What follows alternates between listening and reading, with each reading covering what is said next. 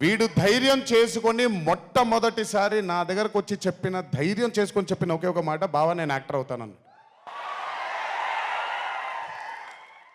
అంతే ధైర్యంగా నేను కూడా నా సపోర్ట్ నీకు ఉండదు, పోయి సావన్నాను. అంటే చెప్పాను కానీ బట్ నాకు ఎప్పుడూ ఒక చిన్న భయం ఉండేది.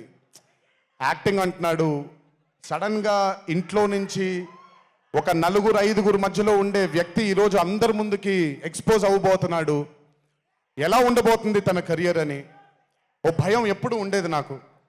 కానీ ఏ రోజు కూడా తను నాకొచ్చే ఒక సీన్ కానీ నేను ఇలా చేద్దాం అనుకుంటున్నానని కానీ ఏ రోజు చెప్పలేదు. ఎందుకంటే నేనన్నా నాకేమీ చెప్పొద్దు నితిన్, నీకు కావాల్సింది నువ్వు చేసుకో, ఆ ఫ్రీడమ్ నీకు ఉండాలి లైఫ్లో, ఒకళ్ళ షాడో ఒకళ్ళ మీద పడకూడదు నితిన్ అని. తను ఏ రోజు నన్ను ఎప్పుడు అడగలేదేది, తను చేసుకుంటూ వెళ్ళాడు. ఈరోజు చాలా గర్వంగా ఉంది తను చూసి.